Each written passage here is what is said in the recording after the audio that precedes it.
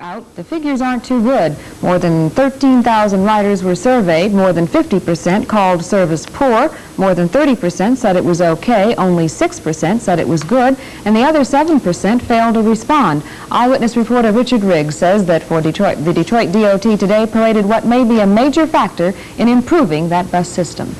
The results of the bus survey were hardly surprising.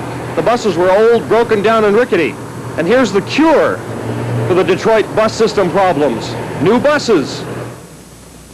These are General Motors' new Rts-Ii models. Cost $96,000 each. The Detroit DOT will have 112 of the sleek air-conditioned coaches on the road Monday.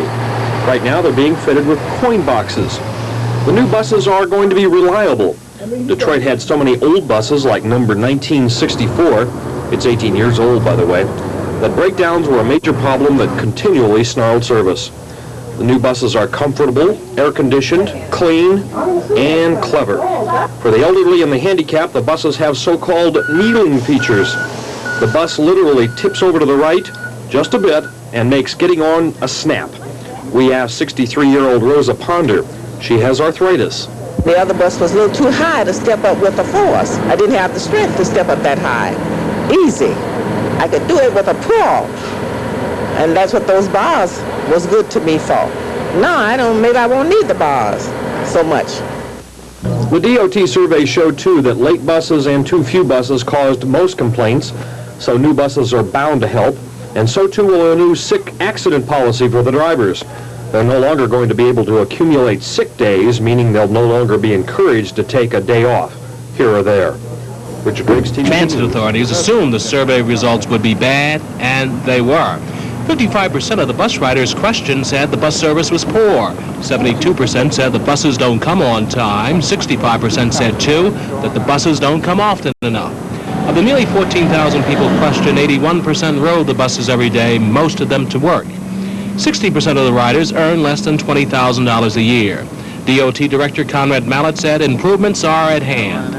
The service was certainly not what it should have been. We are putting these new buses into service Monday morning. We have changed our training program to make certain that the drivers are more courteous. We have improved our ability to render reliable and dependable coaches. One feature of the new buses is a special kneel-down device that lowered the bus for the elderly to get on. 35 will be on the roads by Monday, another 76 new buses by year's end. John Blunt, News 4. One of the worst storms in the city's history. They knew service wasn't good. They didn't expect people to be very happy with it, and they weren't disappointed. The major concerns were that the buses did not come often enough and that they did not come on time. And certainly as a consequence of operating an ancient fleet that was, as a function of its age, unreliable, we agree with the results of the survey. The buses, in fact, did not come on time, and they were not often enough. And from personal experience, I can tell you when they did come on time and often enough, they were so crowded that this director was not able to get on several at the corner of Boston and 14th.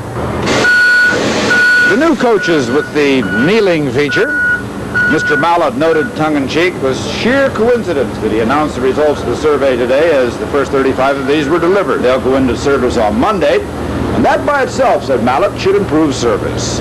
We know that those buses, because of the reliability that's built into them, will go a long way toward assisting us in maintaining a reliable, dependable fleet of buses for our patrons and to meet our schedules.